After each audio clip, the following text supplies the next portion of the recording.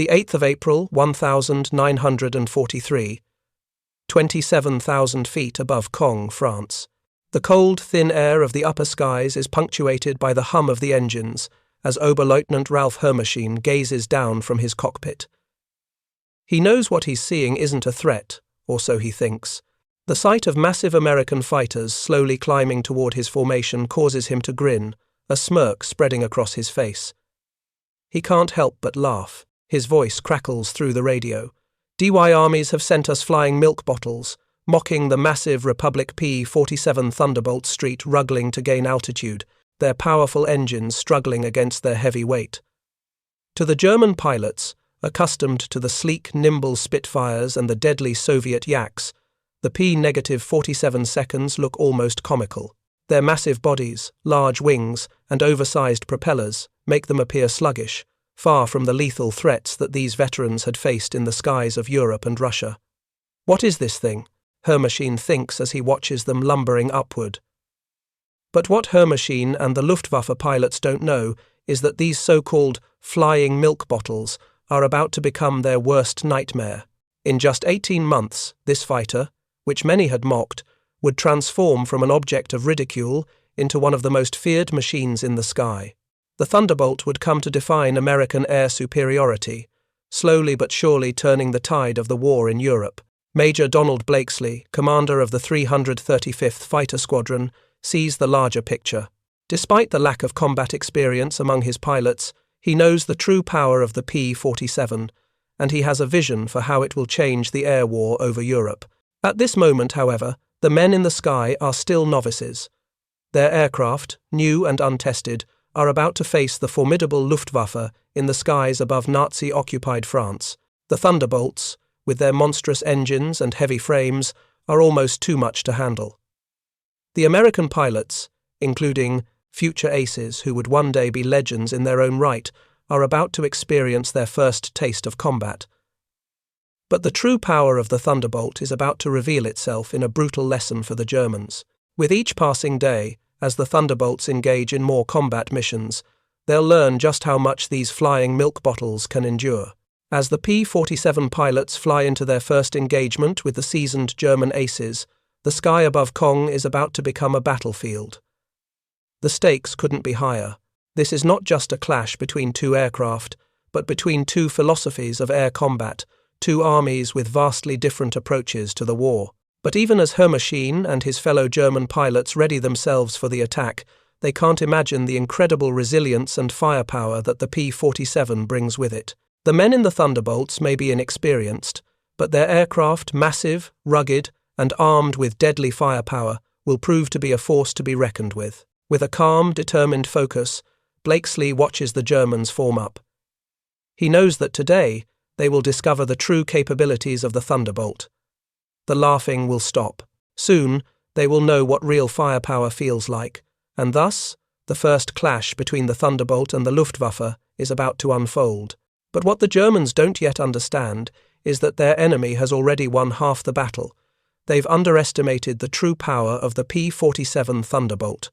As the sky clears above the hills of France on that fateful April morning, the 16 P-47 Thunderbolts of the 4th Fighter Group ascend through the thin air, their massive Pratt & Whitney engines straining as they climb toward the enemy. Their mission, to escort bombers, to clear the skies of any threats from above, and to prove their worth to both the Luftwaffe and themselves. Their commanders, Major Donald Blakesley and other seasoned veterans, understand that this is not just a routine sortie. This is the beginning of something bigger, something that will soon become a defining moment in aerial combat. The Germans, in stark contrast, have been in the skies for years. The Luftwaffe, led by ace pilots like Oberleutnant Ralph Hermachine, has been fighting on all fronts since 1939. Their experience and tactical superiority seem unmatched. The Luftwaffe's aircraft are swift, agile, and lethal, honed through years of combat. These pilots are used to dominating the skies, laughing at the sluggish American fighters they encounter. They are in their element, ready to take down anything that dares to oppose them. However, the P-47 seconds, despite their heavy weight and unrefined handling, are far more formidable than the German pilots realize. Their design may be unorthodox compared to the sleek, nimble fighters favored by the Luftwaffe, but this is where the Thunderbolt's true strength lies, in its power, durability, and incredible firepower. Blakesley's strategy is simple but revolutionary. Don't try to turn with them, don't try to climb with them. Use your weight, use your guns, and above all, use the sheer power of the P-47 to overwhelm them. The American pilots, still new to combat and still learning the full potential of their machines, begin to understand that the P-47 is not built for nimbleness or tight turns. It's built to take punishment, to press the attack, and to deliver a concentrated stream of bullets from 8.50 caliber Browning machine guns, capable of cutting through enemy fighters like butter. The first engagements bring mixed results. The Germans, still dismissive of the Thunderbolt, attempt to exploit its weaknesses attacking from below, where the heavy fighter is most vulnerable. But they quickly discover that the P-47 can absorb far more punishment than they had ever imagined. Each P-47 that returns from combat is riddled with bullet holes, some with over 100 strikes. Yet, these Thunderbolts keep flying. The American pilots, though outclassed in maneuverability, are beginning to realize the true power of their weapons. They are not just flying to survive, they are flying to strike back. As the weeks go by, German intelligence starts to report strange and unsettling findings. The P-47 seconds are difficult to kill. Their ruggedness, previously dismissed as clumsy, is now recognized as an asset. The Thunderbolt's heavy frame and radial engine seem impervious to the kind of damage that would have grounded other fighters. The Germans are shocked to find that the aircraft, despite taking direct hits, return home, often with more holes than a Swiss cheese. The American pilots' tenacity, mixed with the sheer destructive force of their weapons, begins to strike fear into the Luftwaffe's most experienced pilots. And yet, despite this, the P-47 pilots continue to face a steep learning curve. They are still new to combat, and every sortie brings lessons, some of them brutal. The losses are mounting. The early weeks of combat see the Americans suffering heavy casualties, not just from German fire but from accidents. The P-47, with its immense power and sometimes erratic handling, is unforgiving to those who don't fully understand its quirks. The American pilots, however, are undeterred.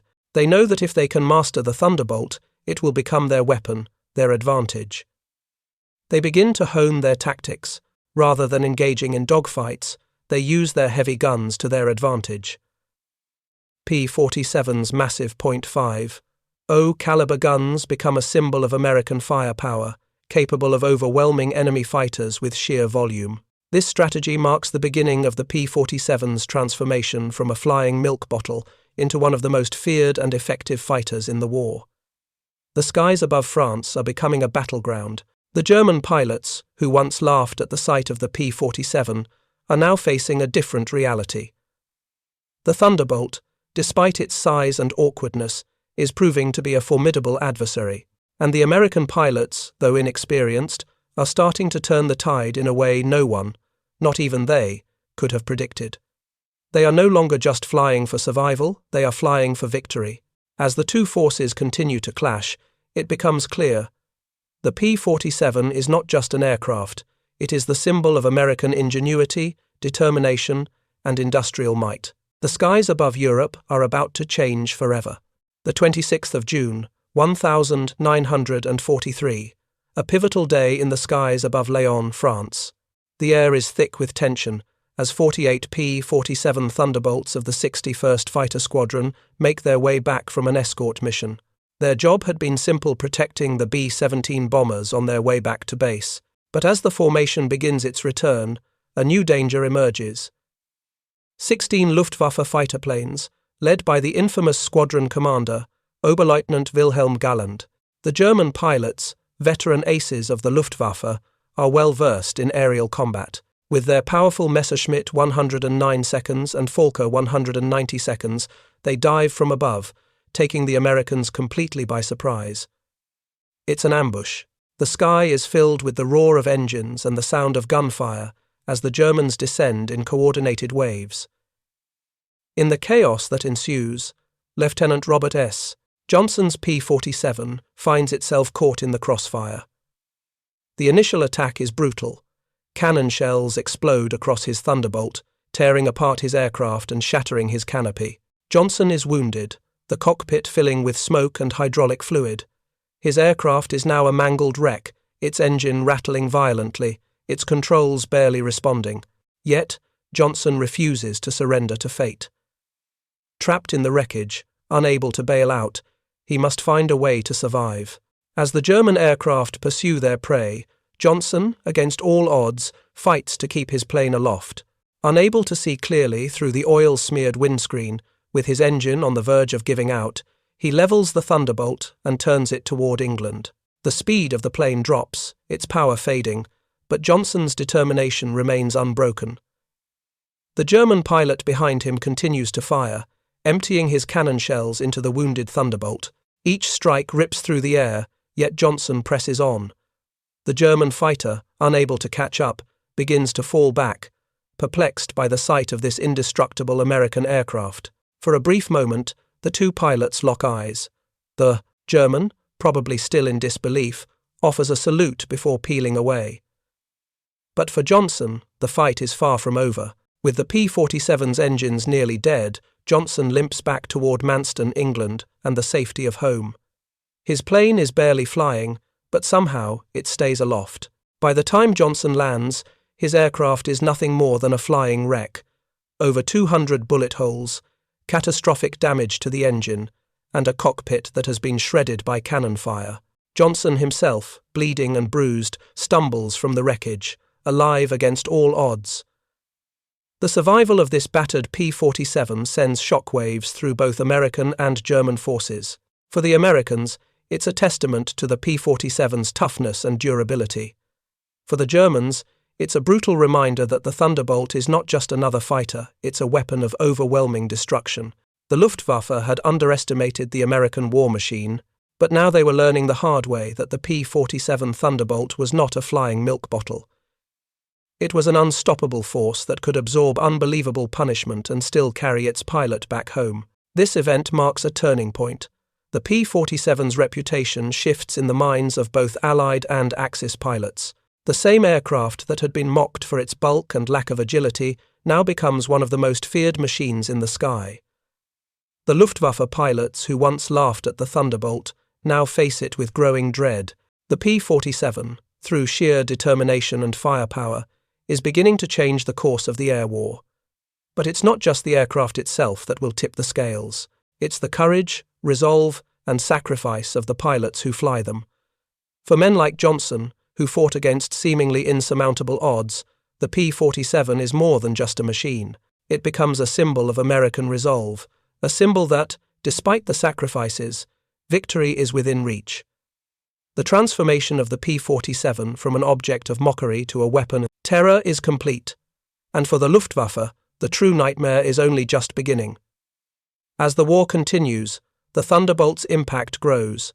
With each mission, it demonstrates not only the power of industrial ingenuity, but also the indomitable spirit of those who fly it. The P-47's reputation becomes legendary, an aircraft that not only survives but thrives in the face of overwhelming adversity.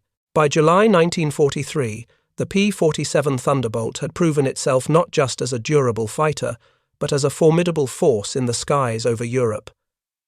But this was only the beginning. The months that followed would see American pilots refining their tactics, learning to exploit the Thunderbolt's true strengths, while German pilots, once confident in their superiority, now faced the harsh reality of the new American fighter. It was clear, the Luftwaffe was in trouble. The Thunderbolt's heavy weight and powerful firepower had already begun to change the nature of aerial combat, but as more pilots mastered the P-47, its full potential began to reveal itself. In the hands of experienced pilots, the Thunderbolt's sheer size and strength became its greatest advantages. The heavy armor and powerful guns that had once seemed cumbersome now made the P-47 nearly invincible. Lieutenant Colonel Hubert Zeno, commander of the 56th Fighter Group, had come to realize the key to P-47 success. His first advice to his pilots was simple but profound. Don't try to turn with them. Don't try to climb with them. Use your weight. Use your firepower. The P-47 was a machine that could outfight German fighters when used properly. The massive machine gun firepower, paired with the Thunderbolt's excellent high-altitude performance, made it a perfect long-range escort fighter. But it was the psychological impact on the Germans that truly began to make a difference. While German pilots had once mocked the Thunderbolt, by mid-1943 they were learning to fear it. For German pilots, encountering a P-47 inches combat was an experience that often ended in disaster. The Thunderbolt's concentration of firepower could tear an enemy aircraft apart in seconds. As German veteran pilots admitted later, when the Thunderbolt's 8.50 caliber machine guns opened up, it wasn't just a matter of taking down an aircraft, it was a matter of survival. One German pilot, speaking on the condition of anonymity after the war, recalled the terror of encountering the P-47 for the first time. "We thought it was just a flying tank," he said. "We tried to take it on, but it just didn't break. You could hear the roar of its guns, and then nothing." The aircraft would disappear in a cloud of smoke and fire. On the ground, the P-47 was making a name for itself as an incredible ground attack weapon. The Thunderbolt's massive guns, combined with the ability to carry bombs and rockets, made it the perfect fighter bomber. The Thunderbolt's role began to evolve, as Allied forces needed more than just air superiority. Now, it was tasked with taking out German military infrastructure, including railroads, trucks, and tanks. And the results were devastating. In June 1944, the Allies launched the D-Day invasion. The P-47 played a pivotal role in the success of the invasion, providing air cover for the landings and striking at German supply lines. In just the first month of the invasion, P-47 seconds destroyed thousands of German vehicles, including tanks, armored vehicles, and trucks. The Luftwaffe, already stretched thin, couldn't keep up with the speed and firepower of the Thunderbolts. Every time they appeared in the sky, they struck terror into the hearts of German soldiers below. But it wasn't just the Germans who had to fear the Thunderbolt. In the Pacific theater, the Thunderbolt also found its place. The P-47's rugged construction and long-range capability made it an ideal fighter for the vast distances of the Pacific. Colonel Neil Kirby, commanding the 348th Fighter Group, led his P-47 seconds against the Japanese forces with devastating results. The Japanese pilots, accustomed to fighting nimble but fragile American fighters, were completely unprepared for the Thunderbolt's firepower and durability. By 1945, the P-47 had become a symbol of American industrial power, engineering ingenuity, and military might. It had evolved from a laughingstock to a force that could no longer be ignored. In the face of relentless German and Japanese opposition, the Thunderbolt had become an unstoppable machine. Its 8.50 caliber machine guns, its rugged construction, and its raw power making it the most feared aircraft in the sky.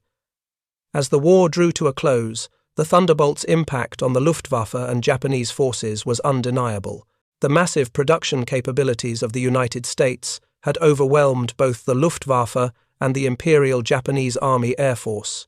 And while the Germans and Japanese had once believed their advanced designs and superior tactics would win the war, it was the relentless industrial strength of the American war machine, embodied by the P-47, that ultimately tipped the scales.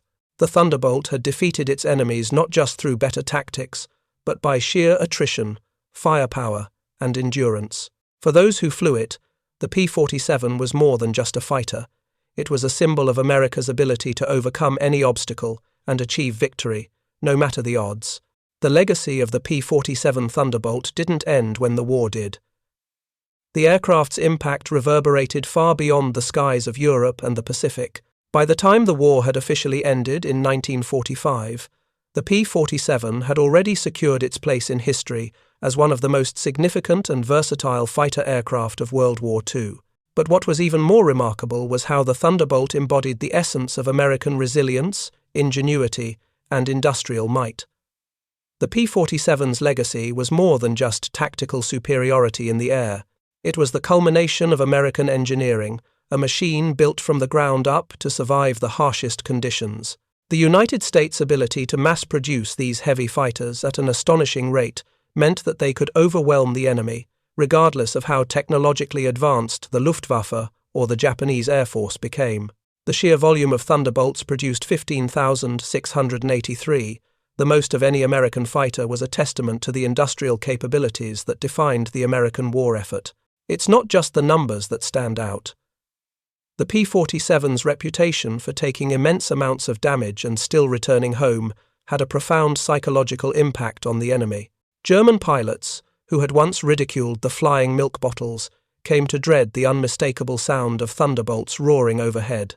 The 8.50 caliber machine guns mounted on the Thunderbolt created an inferno of firepower, and the combination of speed, durability, and overwhelming firepower meant that the P-47 could outlast and outgun anything the enemy could throw at it. But what truly made the Thunderbolt unique was the human element, the stories of the pilots who flew it. Men like Lieutenant Colonel Robert Johnson, who defied the odds in a crippled P-47, managing to fly back to England despite catastrophic damage to his aircraft. His courage and perseverance reflected the spirit of the men who flew the Thunderbolt. These were not just young men fighting in the skies, they were symbolizing the resilience of an entire nation. The Thunderbolt's role as a fighter bomber was also pivotal. With the addition of bombs and rockets, it proved to be the most effective ground attack aircraft of its time. The P-47 systematically destroyed thousands of German vehicles, including tanks and trucks, crippling their ability to respond to Allied advances. The P-47 was the hammer that smashed through the enemy's defences, opening the way for ground forces to advance. In the years following World War II, the P-47 continued to serve in various capacities, including post-war service in many air forces around the world. But it was during the war that it truly made its mark, and its role in helping to secure victory in both Europe and the Pacific cannot be overstated. The P-47 Thunderbolt not only changed the face of aerial combat but also helped shape the future of air warfare for decades to come. Even today, the legacy of the Thunderbolt lives on. The aircraft's rugged design and its ability to take on any challenge laid the foundation for the fighter aircraft of the Cold War and beyond. In memorials and museums across the world, the P-47 remains an enduring symbol of the American spirit, the unwavering determination to overcome any obstacle, no matter how daunting. In the words of former German pilot Adolf Galland, "We made a terrible mistake in 1943. We saw this big heavy fighter and laughed." The Americans didn't understand air combat. We were the ones who didn't understand. Galland's recognition of the P-47's true capabilities mirrored the shift in perception that occurred within the Luftwaffe. In less than 2 years, the Thunderbolt had gone from a mockery to the most feared fighter in the skies. This transformation was not just about engineering, it was about a relentless will to win, a will embodied by every American pilot who took to the skies in the Thunderbolt. The P-47 Thunderbolt stands as a testament to American industrial power, innovation, and military might. It was a fighter that made history by overcoming every challenge that was thrown its way. And in the skies of Europe and the Pacific, it became the symbol of America's victory. A victory that, in no small part, was achieved because of the P-47's firepower, durability, and unyielding spirit. The P-47 Thunderbolt's legacy is not just one of firepower and victories. It is a story of how innovation, teamwork, and determination can turn the tide of war and change the course of history. As the final American aircraft of World War II flew over the enemy skies, the Thunderbolt left behind a legacy that will never be forgotten.